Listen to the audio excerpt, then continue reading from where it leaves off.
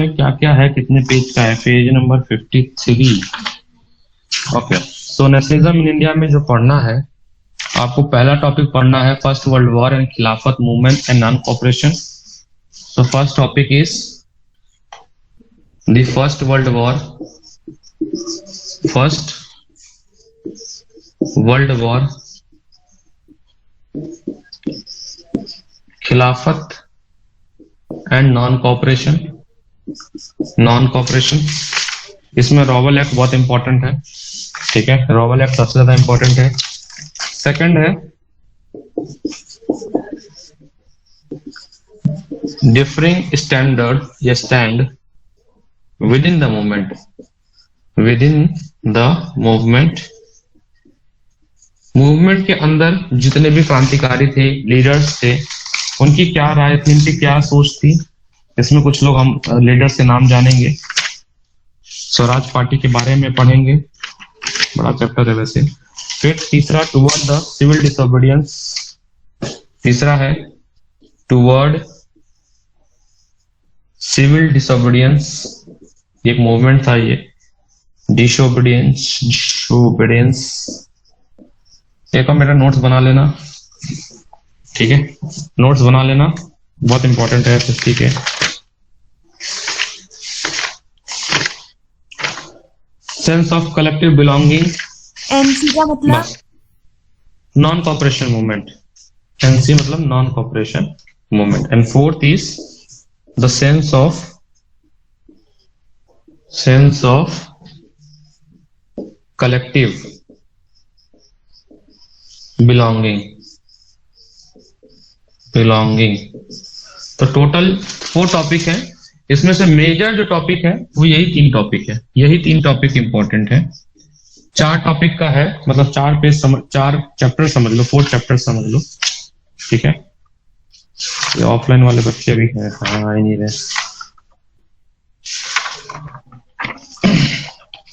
Nationalism in India, nationalism in Europe पढ़ा था हमने।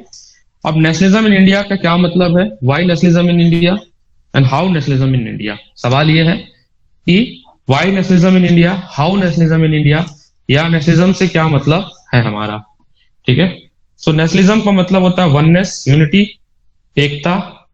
डिफरेंट कल्चर होने के बाद भी, डिफरेंट रिलीजन होने के बाद भी सब लोग एक साथ आकर देश की आजादी के लिए लड़ रहे थे। ये बात हो रही है 1945 के पहले की, 1945 के पहले की।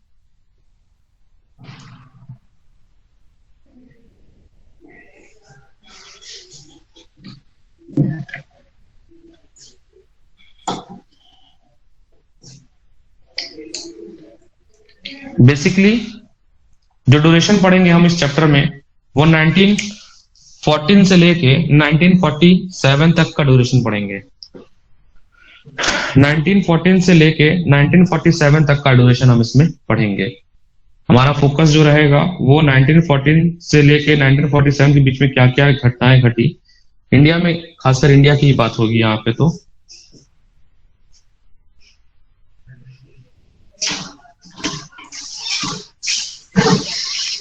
बैठो बैठो, एक डेस्क रिजर्व है पीसी के लिए, सो 3 ही लोग हो ना, बैठ जाओगे आराम से आराम से आराम से। हाँ, ये मैं खुद ही रिकॉर्ड कर रहा हूँ, अपना क्लास खुद रिकॉर्ड किया जाएगा। ये है जी, देखो तुम लोग, nationalism in India, 4 major topic, 3 important topic है, इसको कवर करना है। हिस्ट्री का सबसे बड़ा चैप्टर, यही चैप्टर आ भी रहा है, 10 मार्क्स का है। साइंस का, हाँ साइंस का लाए हैं,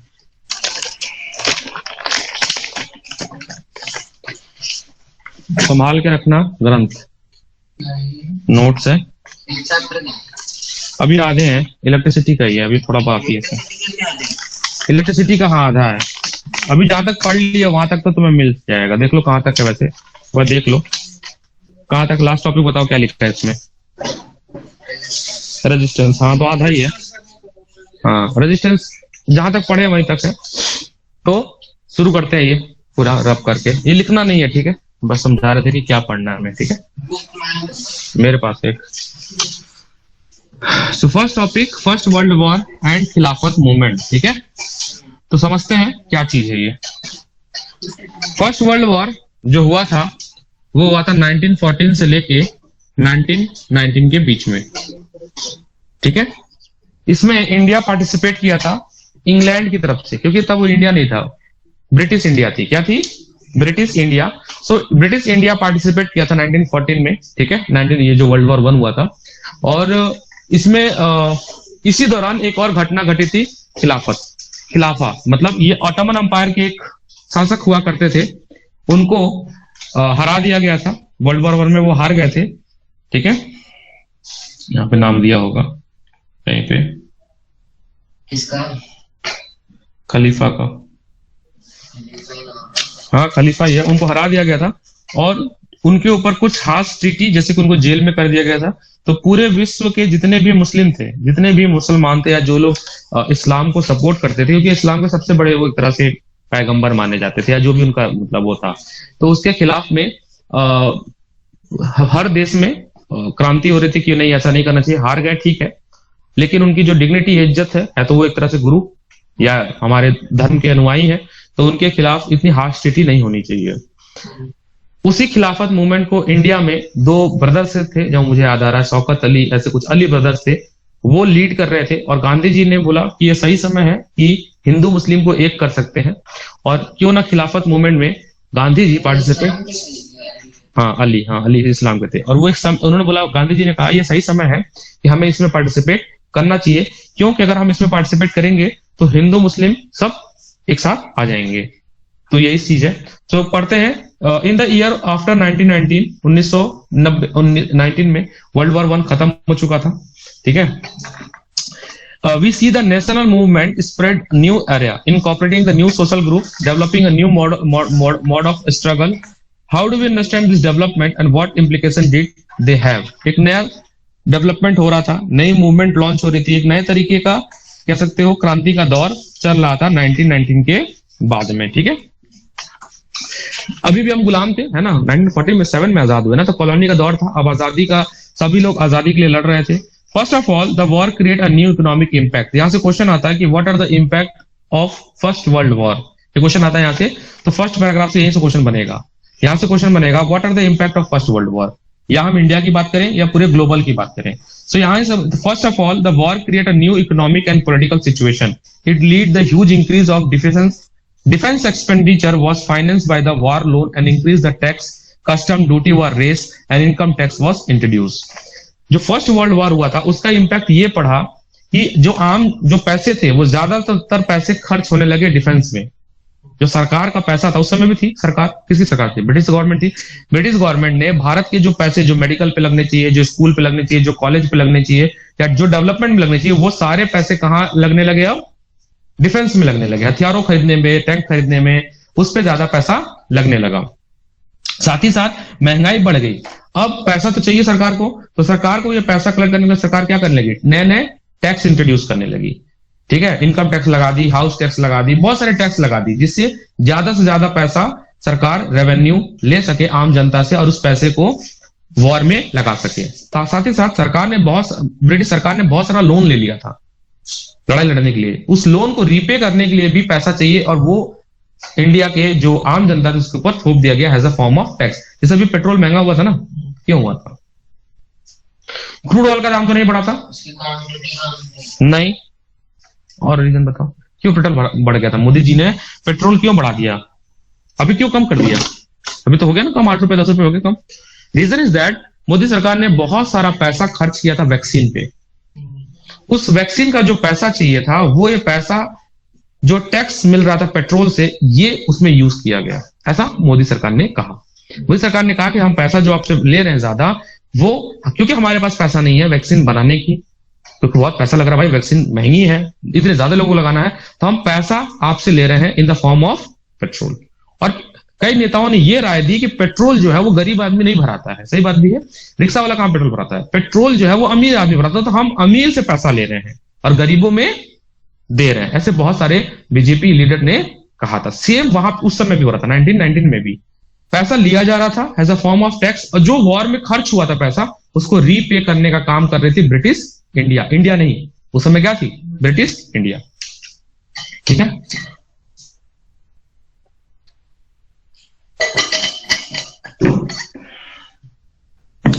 the war price increase through the war year the price increase double between 1913 and 1918। जो भी चीज तुम खा रहे हो, जैसे जो ब्रेड हो गया, कोई भी चीज हो गई, वो सब चीज डबल हो गया महंगा। बेटा हम पढ़ रहे हैं पेज नंबर 54 इस बुक में है, पैराग्राफ सेकंड, और टॉपिक है the first war, Khilafat and non corporation. दिख पा रहा है, ब्लर हो जाएगा, नहीं दिखेगा, मिल गया। Very nice. ठीक है, leading to extreme hardship for the common man, village we are called upon to supply the soldier, force recruitment. आज नौकरी नहीं मिल रही है, उस समय पकड़ पकड़ के जिसकी हाइट कम है उसको भी भर्ती कर देते थे कि भाई तुम आर्मी में जाओ, देश के लिए लड़ो। गांव से जो लोग कहते थे नहीं मेरे को नहीं जाना आर्मी में, पता है मरना है, आ जाएंगे तो फोर्स रिक्रूटमेंट हो रहा था। क्या हो रहा था, फोर्स रिक्रूटमेंट होता गांव एरिया में। लोगों के अंदर गुस्सा भर गया कि भाई हमें नहीं जाना आर्मी में, लेकिन की जा रही थी आर्मी में। In 1918, 1919 and two 2021 crop fail in many part of the India. ये वो दौर था जब बहुत ज्यादा क्रॉप भी डैमेज हो गया भारत में, जो भी रीजन रहा होगा, क्लाइमेटिक कंडीशन रहा होगा, क्रॉप प्रोडक्शन डैमेज हो गया। ठीक है, resulting the acute shortage of the food. अब खाने की वैसे ही कमी है, यहाँ पे कहते हैं फैमाइन अभी एक आएगा। जो खाना था भी, जो ग्रेन फूड ग्रेन थी भी भारत के पास, वो भी अब अच्छी बात है सोल्जरों को दिया जाने लगा। केवल इंडियन सोल्जर को नहीं, जो भी ब्रिटेन के देश के दोस्त थे जो वॉर में पार्टिसिपेट कर रहे थे, उनको भी दिया जाने लगा। इधर लोग खाने से मर रहे, कितने लोग मर गए, 13 मिलियन लोग मर गए खाने की वजह से, फैमाइन और एपिडेमिक से। तो यहाँ पे लिखा हुआ था there was a calm by the influenza epidemic. एक कोई एपिडेमिक होगा, उस समय मुझे नहीं पता, कुछ आया रहा होगा, जैसे अभी कोरोना वायरस है ना, वैसे उस समय भी एपिडेमिक कोई आया रहा होगा। अकॉर्डिंग टू द सेंसस मतलब होता है डेटा, 1921 में भारत में, ओनली इंडिया में 12 to 13 million people press has result of famine and epidemic. कितनी बड़ी, इंडिया में अलग अलग जगह मरे। हाँ, इंडिया की ही बात हो रही है, चैप्टर इंडिया के बारे में। सोचो 12 मिलियन या 13 मिलियन बहुत बड़ी क्वांटिटी होती है कि लोग भूखे मर गए। और कोई बीमारी जैसे कोरोना से भी मर गए 1.5 लाख तो मर ही गया ना इंडिया में। ऐसे ही एपिडेमिक भी उस समय, एक तो प्लेग आया था, प्लेग पता नहीं क्या वो एक वायरस था। अब ये सारी समस्या क्या हो रही है, एक गुस्सा लोगों के अंदर आ रहा था। बात है 1920 आ रहा था। अब नाउ गांधी जी भी भारत आ चुके थे, 1918 के आसपास गांधी जी भारत आ चुके थे। द आइडिया ऑफ सत्याग्रह, तो इस टॉपिक से क्वेश्चन आएगा। फर्स्ट पैराग्राफ से जो क्वेश्चन आने वाला है कि what are the impact of first world war on India. तो ये आप पॉइंट्स लिख लोगे एक करके, ठीक है। तो यहीं पे कहीं साइड में लिख लो, what are the impact of first world war on India.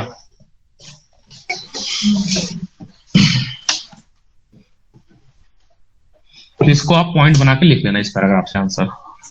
ये पूरा पैराग्राफ आंसर है, ठीक है। इसमें जितने भी बुलेट्स हैं, हर बुलेट के बाद एक एक पॉइंट आप बना सकते हो। जैसे फर्स्ट से लेके टेक्स्ट इंट्रोडक्शन तक फर्स्ट पॉइंट, 2 से लेके आप चाहो तो यहां तक लिख सकते हो फूड शॉर्टेज तक सेकंड पॉइंट, दिस कंप्लायंस से लेके एपिडेमिक तक थर्ड पॉइंट। अरे 4-5 बना लो, कोई दिक्कत नहीं है इसमें। पॉइंट तो अपना है ना, हर फुल स्टॉप के बाद बना लो पॉइंट, ठीक है जी। द आइडिया ऑफ सत्याग्रह, हाँ बिल्कुल इसी में से लिखना है, अपने आप से भी लिख सकते हो। द आइडिया ऑफ सत्याग्रह। सत्याग्रह एक हिंदी वर्ड है, इसमें 2 वर्ड इसमें छुपा, अगर आप ध्यान से देखो, सत्य प्लस आग्रह। सत्य प्लस आग्रह। आग्रह का मतलब क्या होता है, रिक्वेस्ट करना। मैं आपसे आग्रह करता हूं कि आप हमारे शादी में आइएगा। आया नहीं तुम लोग, अलग बात है, कोरोना था, मैं बुलाता भी नहीं, इतनी दूर से क्या आते यार, मैं ही चला गया, शादी बहुत है। अच्छा मेरी शादी हमेशा के लिए जोक रहेगी, मेरी शादी हमेशा के लिए जोक रहेगी। ऐसे सिचुएशन में हुई, कोरोना था, पीक कोरोना, ठीक है। सत्याग्रह, सत्य के लिए आग्रह, सत्य के लिए आग्रह। तो गांधी जी ने इंट्रोड्यूस किया इसको इंडिया में। गांधी जी ने कहा कि हम पीसफुली, गांधी जी का ये मानना था कि हो सकता है कि जो ब्रिटिश गवर्नमेंट है उसमें जो ऊपर वाले नेता है वो अच्छे हैं, लीडर अच्छे हैं, वहां तक बात नहीं पहुंच रही है। अगर हम प्रेम पूर्वक, अगर हम वहां तक बात पहुंचा दे, बाई पीस, क्या कहते हैं, धरना देके, आंदोलन करके, तो शायद हमारी बात वो मान जाए। ऊपर लीडर बोले, नीचे लीडर करप्ट हो सकते हैं, ऊपर तक लीडर करप्ट नहीं होंगे, अच्छे होंगे। तो गांधी जी का बिलीफ सिस्टम था इसके में, अंग्रेजों में, ठीक है। वो मानते, अंग्रेजों को सही मानते थे, मतलब बहुत सही नहीं बट हाँ सही मानते थे। सो Gandhi ji return to India in 1915। मैंने गलत डेट बता दिया था, ये डेट याद रख लेना कि गांधी जी भारत कब आए थे। 1915 Gandhi ji return India, south Africa से शायद आए थे, ठीक है। साउथ अफ्रीका में आंदोलन कर चुके थे, वहां से आए थे। 1915 में आए थे, मैंने 18 बता दिया आपको। 1915 में इंडिया आए थे, हाँ लिखा हुआ भी है, साउथ अफ्रीका। साउथ अफ्रीका में वो वहाँ तो वो बना था ब्लैक एंड व्हाइट का प्रॉब्लम सॉल्व किया था, हाँ नेल्सन मंडेला, हाँ बिल्कुल बिल्कुल बिल्कुल। सो 1915 में गांधी जी वापस आए थे और वहां पे रेशियल डिस्क्रिमिनेशन का बहुत बड़ा आंदोलन करके आए थे। इंग्लिश में चैप्टर है। हाँ नेल्सन मंडेला चैप्टर है, हाँ ठीक है। वहां पे रेसिज्म का एक मेथड चल रहा था, उसको उनको खत्म करके गांधी जी भारत आए और बहुत ज्यादा फेमस हो गए थे। और अगर आपसे पूछा जाएगा कि पहला सत्याग्रह गांधी जी का कौन सा था, तो साउथ अफ्रीका वाला था। इंडिया में अगर पूछा जाएगा तो चंपारण था। ऑर्डर क्या है, केक, ठीक है। एक ही साल के आसपास हुआ सब कुछ। चंपारण बिहार में सत्याग्रह, अहमदाबाद गुजरात में, खेड़ा गुजरात में। चंपारण इंडिगो खेती के लिए, अहमदाबाद में मजदूर मिल वर्कर के लिए, खेड़ा में भी शायद कुछ फैक्ट्री वर्कर के लिए था, देख लेंगे इसमें दिया होगा। ये ऑर्डर था, सबसे पहले उन्होंने चंपारण में किया था, सबसे पहले आंदोलन उन्होंने चंपारण में किया था। तो पता होगा, अगर तुम गांधी मूवी कभी देखे होगे तो जब कांग्रेस की बहुत सारी, उसमें कांग्रेस बन चुका था।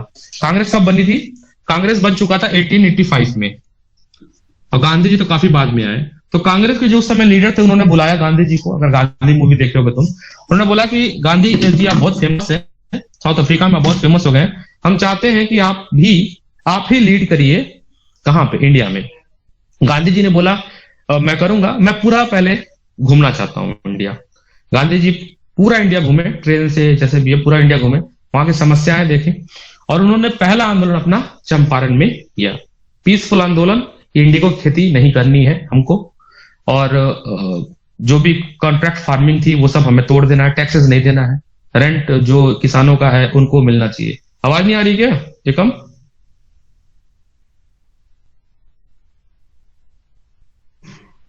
वानी आवाज आ रही है? आ रही है। ठीक है, फेयर इनफ। तो 1805 में कांग्रेस बन चुकी थी। तो Gandhi ji, the idea of satyagraha emphasise the power of truth and need for the search of truth. तो ये 1 मार्कर सवाल या 2 नंबर का सवाल अगर आपको लिखना पड़ेगा कि व्हाट इज सत्याग्रह, तो आप लिखोगे, लिख लो ये, the idea of Satyagraha, the idea of Satyagraha, the idea of satyagrah emphasized the idea of satyagrah emphasized the power of emphasize the satyagrah power of truth and the need to search for truth। ठीक है, ये आपका सत्याग्रह का मतलब है, ठीक है, ये सत्याग्रह का मतलब है। साथ ही साथ जो भी स्ट्रगल होगा अगेंस्ट द इनजस्टिस, वो फिजिकल फोर्स अप्लाई नहीं किया जाएगा, कोई वायलेंस नहीं किया जाएगा। अगर कहीं भी वायलेंस होता है तो गांधी जी उस आंदोलन को वहीं पे वे खत्म कर देंगे। चौरी चौरा वाला ऐसे कुछ हुआ था, शायद नॉन कॉपरेशन मूवमेंट लॉन्च हुआ था, है ना, नॉन कॉपरेशन या देखेंगे शायद सिविल डिसोबीडियंस या नॉन कॉपरेशन, पर चौरी चौरा कांड हुआ, गांधी जी ने इतने बड़े मूवमेंट को तुरंत बंद कर दिया। ठीक है, so it suggest that if the cause was true, if the struggle was against injustice, then physical force was not necessary to fight the oppressor। Oppressor मतलब कौन होता है, जो मतलब बुरा करता है। ऑपरेसर कौन होता है, ब्रिटिश इंडिया, जो लोगों को परेशान कर रहे हैं, हाँ वो ऑपरेसर है। वो कौन है, वो ऑपरेसर है। ठीक है, विदाउट सीकिंग अ वेंज और being aggressive, the satyagrahi could win the battle through non violence. This could be done by appealing to the conscience of oppressor. बोले कि अगर हम जो हमको परेशान कर रहे हैं, दबा रहे हैं, उनको अगर हम उनको याद दिलाएं कि आप जो कर रहे हो गलत कर रहे हो, उनकी सोच में ये ले आए कि ये जस्टिस नहीं है, ऐसा नहीं करना चाहिए, तो बिना हिंसा किए, बिना विरोध किए, बिना एग्रेशन दिखाए हमारा काम हो सकता है। ऐसा गांधी जी मानते थे और ऐसा कहते थे सत्याग्रह। बट भगत सिंह इस बात को नहीं मानते थे, बहुत लोग नहीं मानते थे, नेताजी भी नहीं मानते थे, नेताजी सुभाष चंद्र बोस भी नहीं मानते थे। ठीक है, आप पढ़ोगे दो तरह के लोग थे, एक्सट्रीमिस्ट लोग थे और मॉडरेट लोग थे। गांधी जी मॉडरेट में आते हैं और एक्सट्रीमिस्ट में आपके थे लाल बाल पाल, इसी में आएगा चैप्टर में, लाल बाल पाल। लाल बहादुर शायद थे शास्त्री जी, बाल गंगाधर तिलक, और पाल से कौन थे पता नहीं, कोई तो थे। ठीक है, by this struggle truth was bound to ultimately triumph, and Mahatma Gandhi believed that this dharma of non-violence could unite the all India. Next paragraph. After arriving in India, Mahatma Gandhi successfully organized satyagraha movement in various places. In 1916 आ गया, in 1916 कब गए थे? चंपारण में। तो एक साल बाद ही जो है गांधी जी काम पे लग गए। ठीक है, सो 15 में आए और 1916 में वो गए चंपारण। चंपारण बिहार में है, Champaran, Champaran in Bihar, Champaran in Bihar, to inspire the peasant to struggle against the oppressive plantation system. तो क्या मोटो था? मोटो क्या था वो देख लेना। मोटो था प्लांटेशन सिस्टम के विरोध, प्लांटेशन सिस्टम के विरोध आवाज उठाना। प्लांटेशन और इंडिगो खेती होती थी, किसकी खेती होती थी? इंडिगो की खेती, और फोर्सफुली कराई जाती थी, फोर्सफुली इंडिगो की खेती कराई जाती थी। ठीक है, और इंडिगो खेती से बता दें कि जो लैंड है वो अनफर्टाइल हो जाता है कुछ समय के बाद। इन 1970 ही organise satyagraha support the peasants of Kheda district of Gujarat. तो अहमदाबाद वाला नहीं है क्या? है, तो अहमदाबाद वाला भी है। इन 1917, ठीक है, इसके बाद 1917, ठीक है, 1917 में केड़ा गए, केड़ा केड़ा केड़ा केड़ा नहीं केड़ा, कहां पे? ये गुजरात में गए। कहां पे? गुजरात में। फॉर द पीजेंट, यहां भी किसान के लिए गए थे, क्योंकि वहां पे क्रॉप फेल्योर, ये सब का याद होना चाहिए, कहां पे किस लिए गए थे, क्या करने गए थे। तो खेड़ा में क्रॉप फेल्योर हुआ था, किसानों की जो क्या कहते हैं उसको, पैदावार है वो नष्ट हो गई थी, और ब्रिटिश सरकार जो है उनसे कर्ज वसूल रहे थे। किसान कह रहे थे हमारे कर्ज को माफ कर दो क्योंकि हमारा फसल ही नहीं हुआ है। साथ ही साथ वहां पे एक एपिडेमिक फैला था, प्लेग। प्लेग चूहे के मरने से एक बीमारी फैलती जिसके से वायरस आता है हवा में, और वो वायरस जब ह्यूमन बॉडी में जाता है तो ह्यूमन भी मर जाता है। तो बहुत एपिडेमिक था, प्लेग उसमें फैला था। Peasant of Kheda could be pay the revenue, could not pay the revenue and were demanding the revenue collection to be relaxed. वो नहीं भर पा रहे थे। खेड़ा में क्या समस्या थी? किसान अपनी जो वो है टैक्स है वो नहीं भर पा रहे थे, लैंड टैक्स। वो मतलब रिक्वेस्ट कर रहे थे कि हमारा टैक्स आप रिलैक्स कर दो या माफ कर दो। ठीक है, 1918, तो उसके बाद 1918 था। तो मैंने जो केक का तुम्हें बताया था वो थोड़ा सा आपको चेंज करना पड़ेगा, इसमें कुछ अलग ही दिया है उसका क्रोनोलॉजी। 1918 में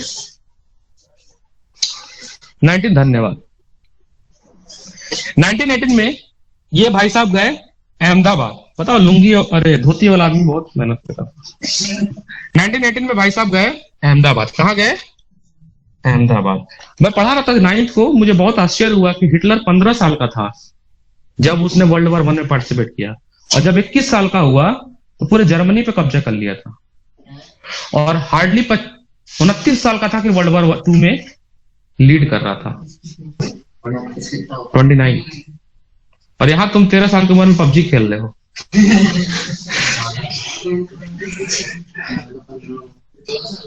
अहमदाबाद नहीं, तुम सबकी बात बता रहा हूं मैं, ऐसे तुम लोग। अहमदाबाद में किस लिए गए थे? अहमदाबाद में मिल वर्कर की जो प्रॉब्लम थी उसको सॉल्व करने गए थे। चैप्टर है ना नाजिज्म 9th में, जो तुम लोग नहीं पढ़े होगे, किसी ने तो पढ़ा ही होगा। ठीक है, तो चैप्टर पढ़ा रहा था, मुझे पता है वैसे हिटलर के बारे में, लेकिन मुझे बहुत आश्चर्य हुआ कि इतनी मेहनत, मतलब 1889 में पैदा हुआ था, वो बॉर्न हुआ था। बहुत मतलब लेजेंड आदमी है भाई। ठीक है, ठीक है, तो आपको क्या याद रखना है इस टॉपिक से? क्या याद रहेगा? एक तो सत्याग्रह का डिफिनेशन, कहां कहां गए, पहली बार गए चंपारण में, दूसरी बार खेड़ा में और अहमदाबाद में। जो केक है ना, केक में ऑर्डर में आप ये चेक कर लेना, ये फर्स्ट नंबर पे है, ये सेकंड नंबर पे, ये थर्ड। चंपारण में गए थे इंडिगो की खेती के विरोध में, खेड़ा में गए थे मजदूरों के लिए, अहमदाबाद में गए थे मिल वर्कर के लिए, और तीनों सक्सेसफुल हुआ था, कोई फेल नहीं हुआ था। तीनों आंदोलन से गांधी जी ने अंग्रेजों को अपनी बात मनवा दी थी। तो केक में ऑर्डर ये है 132, ये सेकंड नंबर पे है। ये एक मेमोनिक बनाया जाता है अपना याद करने के लिए, ठीक है, एक मेमोनिक बनाया जाता है याद करने के लिए, ठीक है। इस फ्लो चार्ट फॉर्म में लिख लेना, याद रहेगा। मैंने कहा मैं ही रिकॉर्ड कर लेता हूँ, किसी पे क्या डिपेंडेंट रहना। वैसे मेरे कुछ स्टूडेंट हैं वो रिकॉर्ड करते हैं, 9th में एक लड़का है रितीश और अव्या, वो 9th का रिकॉर्ड करते हैं। आजकल छुट्टी पे हैं तो आज मुझे ही करना पड़ा। ये रिपोजिटरी बना दूंगा, डाल दूंगा, प्रमोशन का प्रमोशन, रिकॉर्ड का रिकॉर्ड। इलेक्ट्रिसिटी का रिकॉर्ड नहीं हो पाया था शायद, बट पुराना है चैनल, इलेक्ट्रिसिटी का पुराना लेक्चर है। और वानी मुझे लगा आज तुम आओगी, तो आज इलेक्ट्रिसिटी का एक डेमो क्लास है, तो अगर ऑनलाइन कर पाती हो तो जो तुम्हारा टॉपिक छूटा है तुम आज ले लेना क्लास, अगर ले पाती हो तो। मैंने सर बता रहे थे कोई फर्स्ट क्लास तो ली थी, सेकंड वाली रह गई थी ना। अच्छा फर्स्ट ली थी तो मत लेना फिर, क्योंकि फर्स्ट ही क्लास है आज इलेक्ट्रिसिटी। हाँ वही। इसके बाद है रॉवल एक्ट। अंग्रेजों ने 1919 में 1919 में एक एक्ट लाया था, रॉवल एक्ट। जहां तक मैं याद कर पाता हूँ, रिकॉल कर पा रहा हूँ कि रॉवल एक्ट में अंग्रेजों को इतनी पावर दी गई थी, if without if and but, कुछ भी नहीं, बिना एफआईआर के जिसपे शक है उसको गिरफ्तार कर लेते थे। और ये ब्लैक कानून था, जैसे आज का था ना किसान कानून, वैसे ये भी ब्लैक था। आप किसी को गिरफ्तार नहीं कर सकते हो बिना उसको नोटिस दिए। अब इससे तुम्हें जिस पर मन आएगा तो ब्रिटिश सरकार ने इसको इसलिए लाया था क्योंकि बहुत सारा आंदोलन बढ़ रहा था, और रॉवल एक्ट के थ्रू ही शायद गांधी जी को जेल में डाल दिया गया था, और गांधी जी ने इसका विरोध किया था, फिर ये शायद रिपील भी हो गया था, और रॉवल एक्ट की वजह से जलियांवाला, इसने सही बताया है, तो कहीं ना कहीं सही मैं रिकॉल कर पा रहा हूं, मैं उसको भी याद है। तो रॉवल एक्ट से ही जनरल डायर उस समय हमारे जो भी थे उस समय, और उन्होंने इसी बोले कि कोई भी सर्टेन लिमिट ऑफ लोग इकट्ठा नहीं हो सकते हैं, पर्टिकुलर पोजीशन ऑर्गेनाइज नहीं कर सकते हैं, मतलब गैदरिंग नहीं कर सकते, मास गैदरिंग नहीं कर सकते हैं। और इसी का रॉवल एक्ट को विरोध मतलब आप बनाते हुए और इसने ये काम किया था, मतलब जो इंसिडेंट हुआ था, ठीक है। नहीं लोग वहां आए थे, एक तो बैसाखी का मौसम था, शायद बैसाखी का फेस्टिवल था कुछ, वो भी मनाने आए थे, और साथ ही साथ कुछ पॉलिटिकल गतिविधि भी हो रही थी, मीटिंग्स भी हो रही थी। तो जनरल डायर को पता चला कि यहाँ पे बहुत बड़ा मीटिंग हो रहा है, तो एक सबक सिखाने के लिए, क्योंकि रॉवल एक्ट उस समय इंक्लूड किया गया था, एक सबक सिखाने के लिए उसने वहां पे ये इंसिडेंट को। और बाद में पता इंडिया में तो चलो हुआ ही, यही से सवाल आता है कि रॉवल एक्ट में ही जो है हमारे वो थे रविन्द्रनाथ टैगोर ने अपना नाइटहुड जो उनको मिला था टाइटल, उसको उन्होंने वापस कर दिया था। बहुत सारे लोगों ने विरोध किया, लेकिन जनरल डायर को शाबाशी मिली ब्रिटेन की सरकार से, बड़ा अच्छा काम किया आपने, ठीक है। तो दैट्स काम बहुत खराब किया था उसने, और लेकिन क्या किया जाए, ठीक है। लगातार गांधी जी सक्सेसफुल हो रहे थे, गांधी जी सलमान खान बन रहे थे उस समय के, और धोती वाले सलमान खान बन रहे थे। और तो अंग्रेजों ने बोला कि ठीक है भाई, अंग्रेज अमरीशपुरी बनने लगे, विलेन बनी, और इनके 1919 में उन्होंने रॉवल एक्ट पास कर दिया। गांधी जी, किसने? गांधी जी ने नहीं, अंग्रेजों ने। जनरल डायर ने नहीं पास किया, उसने तो यूज किया, ऑर्डर इंप्लीमेंट किया एक तरह से। तो सवाल यहां से बहुत इंपॉर्टेंट है कि what do you mean by Rowlatt act.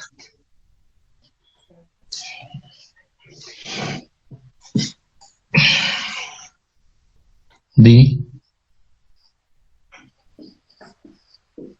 तुम्हारा फर्स्ट क्लास छूटा है ना इलेक्ट्रिसिटी का? तुमने भी किया है, चलो ठीक है। अगर छूटा है तो तुम क्लास ले सकते हो, अभी मेरी डेमो है तो मैं क्लास उसी फर्स्ट क्लास वही पढ़ाऊंगा मैं। कल वाली तो नहीं थी? What do you mean? नहीं कल नहीं थी, कल second class. What do you mean by Rowlatt Act, ठीक है। व्हाट इज रॉवल एक्ट, ठीक है। सो रॉवल एक्ट कब आया था, डेट याद रखना है, कब आया था? 1919 में आया था, ठीक है, जस्ट फर्स्ट वर्ल्ड वॉर खत्म होने के बाद। This act has been hurried pass through the imperial legislative council despite unite oppose of Indian member. उस समय जो पार्लियामेंट होती थी ब्रिटिश सरकार की, इंडिया के अंदर जो पार्लियामेंट होती है उसको कहते थे इंपेरियल लेजिस्लेटिव पार्लियामेंट कहते थे, काउंसिल। इसको पास कर दिया गया। कुछ मेंबर इंडियंस के भी थे उस पार्लियामेंट में होते थे, क्योंकि अब थोड़े बहुत इंडियंस भी पार्टिसिपेट करने लगे थे पार्लियामेंट में, ठीक है। उनके बिना कंसर्न के ये बिल पास कर दिए गए, जैसे किसान आंदोलन में बिल पास किया गया था, तो हर ही में इस बिल को पास कर दिया गया।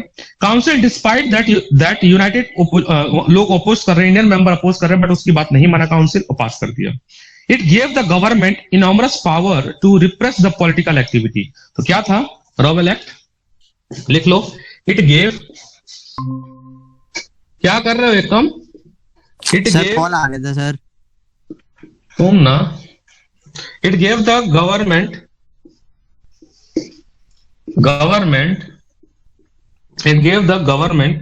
enormous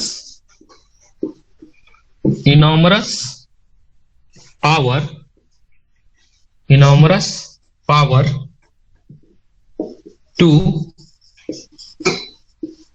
repress political activities,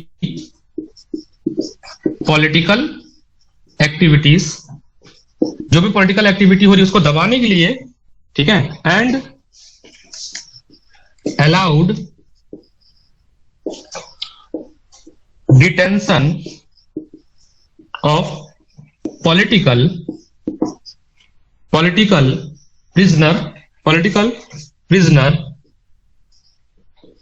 prisoners without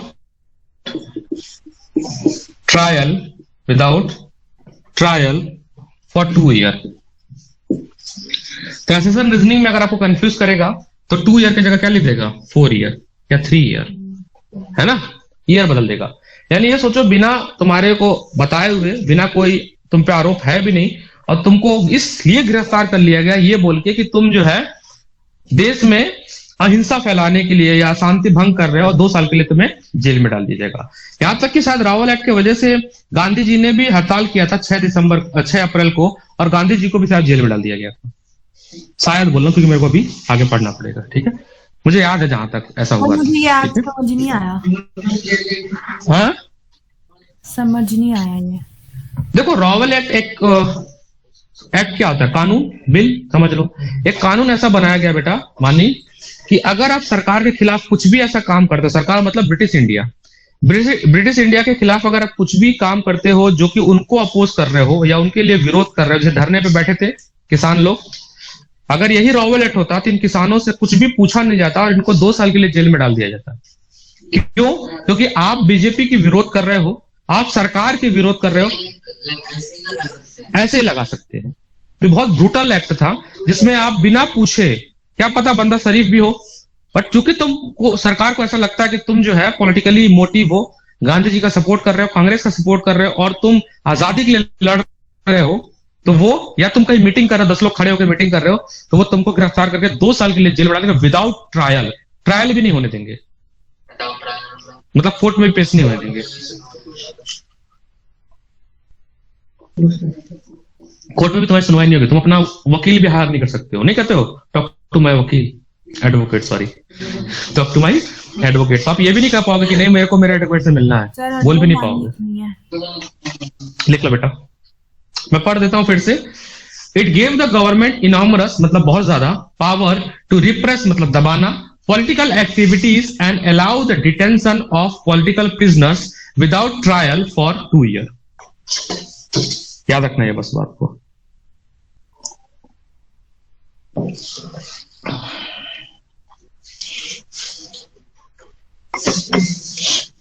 बढ़िया है, समझ आ गया, रॉवेल एक्ट याद रहेगा। याद क्या क्या रखना है, कि कब आया था, ओए मार्कर कहाँ है क्या, अरे नहीं पिंक हल्की हो गई, वो फिर उस पे ना ब्लर जाता है। अच्छा है ना, खुद ही रिकॉर्ड करो, है आत्मनिर्भर बनो। नहीं मैंने बोला अपने, मतलब कि घर पे अपनी वाइफ से कि तुम लॉगिन करके रिकॉर्ड कर लेना, तो बोली मेरे पास टाइम नहीं है। बोली मेरे बैच नहीं है क्या, हमने कहा हाँ सॉरी। तो मैं ले जाता हूँ अपना सिस्टम पूरा। Mahatma Gandhi wanted non-violent civil disobedience against such unjustice law and would start हड़ताल on 6 अप्रैल। तो महात्मा गांधी ने रॉवेल एक्ट के विरोध में 6 अप्रैल को 1919 को हड़ताल स्टार्ट कर दिया। व्हाट इज हड़ताल? सब कुछ बंद कर देना, धरने पे बैठ जाना, है ना, जैसे स्ट्राइक। वेरी वेरी नाइस, गिराना नहीं, पैर मार के। So rallies were organised in various city, worker went strike, railway workshop shop was close. भाई फिर सारी दुकानें बंद, रेलवे को रोक लिया, पटरी पे बैठ गए हड़ताल करने। ठीक है।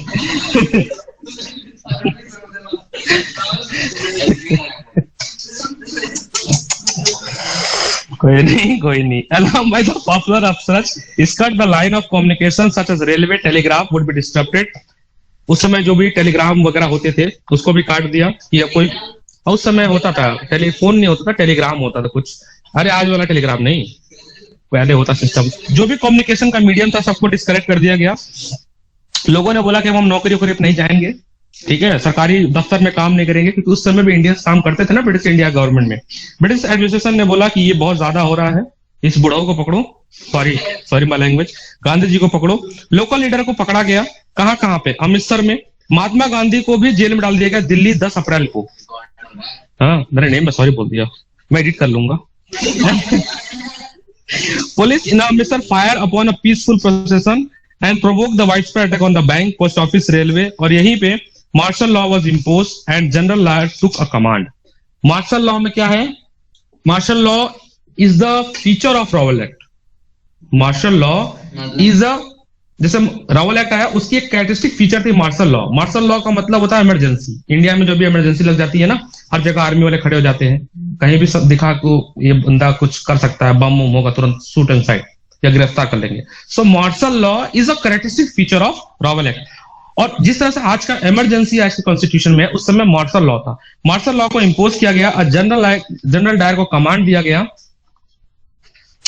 एंड ऑन 13 अप्रैल, ये डेट याद रखना, अगर याद नहीं रखोगे तो जनरल डायर की आत्मा सुकून से सो रही होगी, तो इसलिए ये डेट याद रखना। और जब जब डेट याद रखना, जनरल डायर को 4 गाली देना।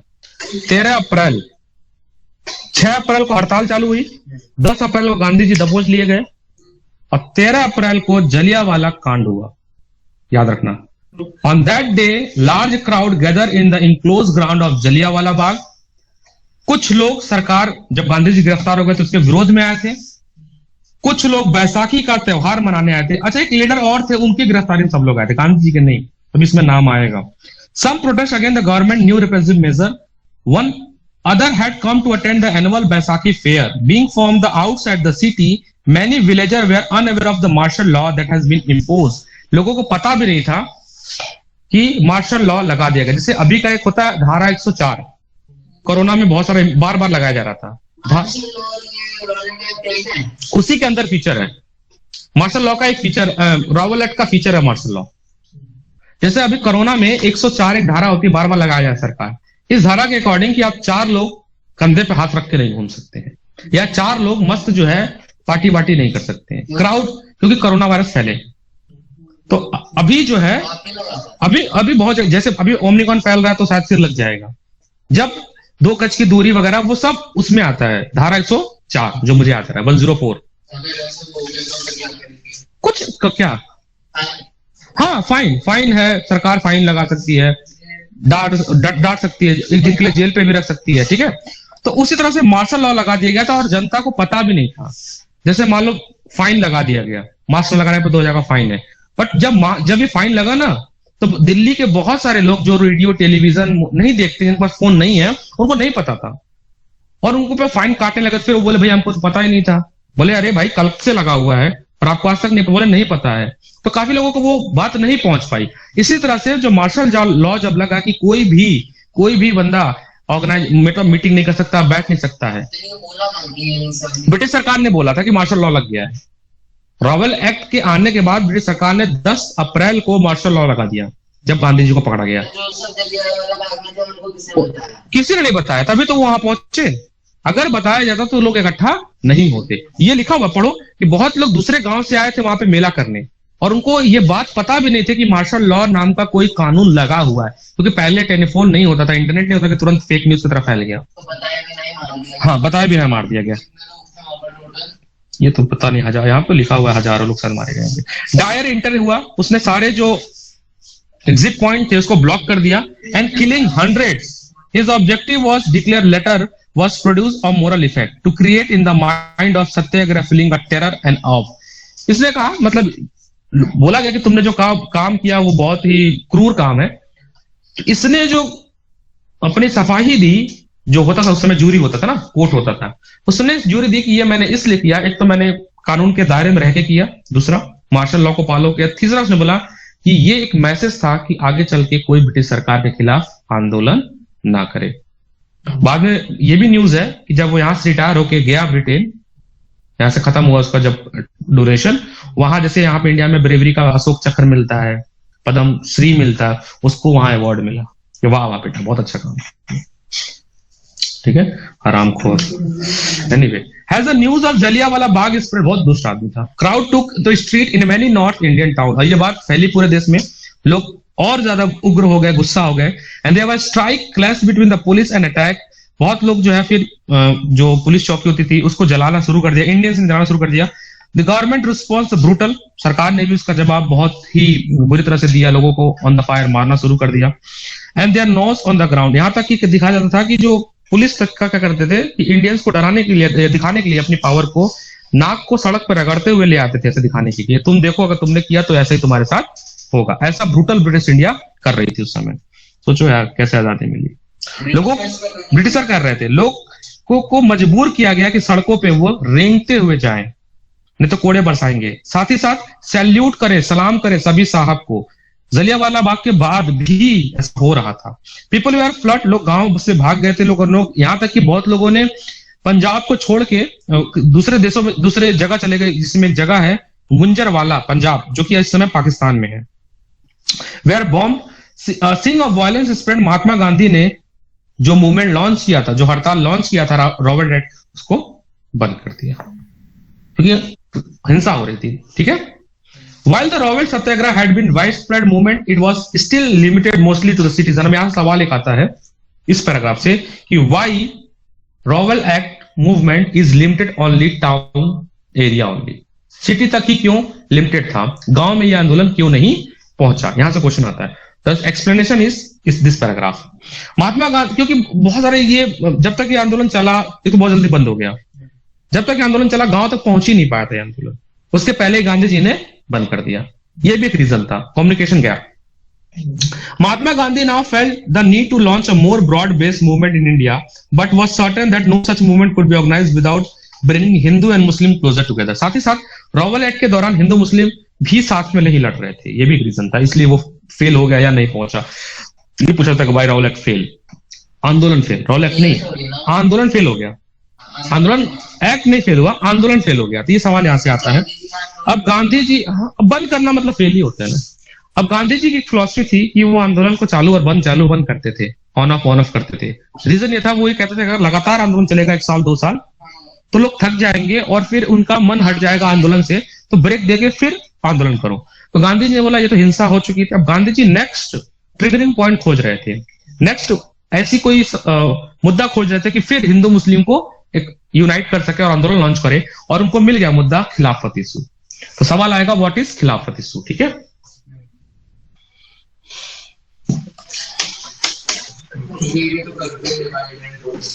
ये तो कर ही रहे थे, अंग्रेजों का तो काम ही वही है, तभी तो पाकिस्तान बना।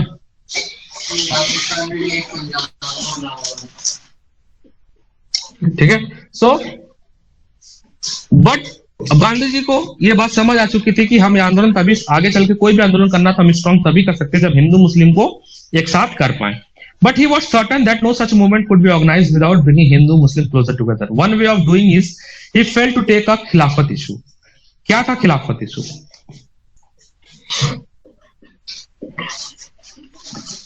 खिलाफत issue. So during the first world war, और फर्स्ट वर्ल्ड वॉर में ऑटोमन अंपायर हार जाती है।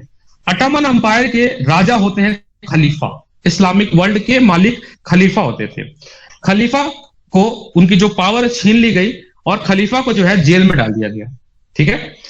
तो हार गया था ना वो, जो हार गया उसको सजा दी जाएगी। तो वर्ल्ड वॉर 1 हार गया, वर्ल्ड वॉर वन में ऑटोमन एम्पायर हार जाती है। वर्ल्ड वॉर वन टॉपिक यहाँ पे है नहीं, कौन कौन लड़ी थी ना हमें यहाँ पे पता है ना पता नहीं जरूरत है, बस इतना जानो कि वर्ल्ड वॉर वन में ब्रिटिश इंडिया जीत गई थी। ब्रिटिश इंडिया जिस तरफ से लड़ रही थी वो जीत गई थी, और वर्ल्ड वॉर वन में ऑटोमन एम्पायर हार गया था। ऑटोमन एम्पायर जर्मनी की तरफ से लड़ रहा था, ब्रिटिश इंडिया में आपके जो भी थे अमेरिका था, ये सब देश थे, ठीक है। The First World War had ended with the defeat of Ottoman Empire, and there was rumors that Harsh peace treaty was going to be imposed on the Ottoman Empire. The spiritual head कौन था? ये spiritual head थे। खलीफा कौन था? ये spiritual head था Islamic world का। The defeat to defend the Khalifa temporary power, Khalifat Committee was formed in Bombay 1919. खिलाफत इशू को सॉल्व करने के लिए इंडिया में 1919 में मार्च 1919 में एक कमेटी बनाई गई। उस कमेटी का नाम था खिलाफत कमेटी। क्या नाम था? To support the Khalifa, to support the Khalifa. कहा गया कि अगर खलीफा हार भी गया है बट वो हमारे स्पिरिचुअल गुरु हैं, तो उनकी तुम पावर छीन लो बट जेल में मत डालो, इतनी हार्श स्थिति उन पे मत लगाओ, क्योंकि वो इस्लाम के स्पिरिचुअल गुरु है। पूरे इस्लाम है ना, सबसे बड़ा शायद धर्म क्रिश्चियनिटी है सर, सेकंड नंबर पे इस्लाम है आज के टाइम पे भी, सबसे ज्यादा क्रिश्चियन है फिर इस्लाम है, सेकंड नंबर पे हिंदू शायद चौथे पांचवें नंबर पे आता है, ठीक है, जहां तक मुझे नॉलेज है। The defeat the Khalifa temporary power, a young generation of Muslim leader like brother Mohammad Ali and Shaukat Ali. इस खलीफत मूवमेंट कमिटी को लीड कर रहे थे अली ब्रदर्स, जिनका नाम था, अली ब्रदर्स सिंगर्स भी है ना इस समय, मोहम्मद अली, अच्छा बॉक्सर थे, मोहम्मद अली एंड शौकत अली। मोहम्मद अली एंड शौकत अली ये दोनों भाई थे, और इन्होंने इस मूवमेंट को लॉन्च किया या क्रिएट किया इंडिया में। कहां पे? बॉम्बे में। ये भी पूछा जाएगा 1 मार्क्स में। कहां पे? बॉम्बे, आज का मुंबई, आज का मुंबई। गांधी जी ने इनसे मुलाकात की और बोला ये सही समय है कि आप हमारे साथ आ जाइए और हम एक ब्रॉडर मूवमेंट लॉन्च करेंगे। गांधी जी ने इन मुस्लिम और हिंदू को एक जगह बुलाया, कहां पे? कलकत्ता में। कहां बुलाया? कलकत्ता में। तो इसके बाद सभी लोग मिलते हैं कलकत्ता में, और वहां पे कांग्रेस का सेशन होता है, मतलब मीटिंग होती है। कलकत्ता में मीटिंग होती है, कलकत्ता, आज का कोलकाता। कलकत्ता में मीटिंग होती है कांग्रेस की। कांग्रेस पार्टी बन चुकी थी, बताया था मैंने 1885 में, और यहां पे कांग्रेस सेशन होता है सितंबर 1920। कमेटी कब बनी थी? मार्च 1919 में। कांग्रेस सेशन 1921 में कौन कौन मिलते हैं? मोहम्मद अली, शौकत अली एंड गांधी जी, और डिसाइड क्या करते हैं कि हम जल्द ही नॉन कॉपरेशन मूवमेंट लॉन्च करेंगे to support the Khalifa as well as for Swaraj. तो एक नंबर का सवाल यह आएगा कि कांग्रेस सेशन 1920 में जो हुआ था उसका थीम क्या था या मकसद क्या था? तो मकसद था, यहां मैं लिख रहा हूं, जगह कम है, मकसद है कि to start non cooperation movement, लिख लो, to start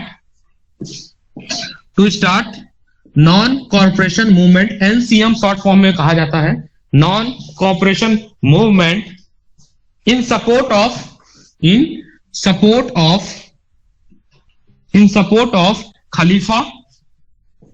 Khalifa as well as for swaraj. Swaraj मतलब आजादी, अपना राज। स्वराज का मतलब अपना टाइम आएगा, Swaraj. To start a non cooperation movement in support of Khalifa as well as Swaraj. ठीक है, अगर आपको ना दिख रहा हो तो आप एनसीईआरटी का इस पेज का लास्ट 2 पॉइंट आप लिख लीजिएगा। सवाल क्या बनेगा? खलीफत मूवमेंट क्या था? कांग्रेस सेशन सितंबर 1920 में क्या हुआ था? What is the motto of Congress session 1920 सितंबर 1920? तो आपको याद होना चाहिए। मुझे उम्मीद है कि यहां तक मैं अपनी बात पहुंचा पा रहा हूं। That is for today. I have take 1 demo class. तो मैं रिकॉर्डिंग रोक रहा हूं। यहां तक आप लोग पढ़ के आएंगे।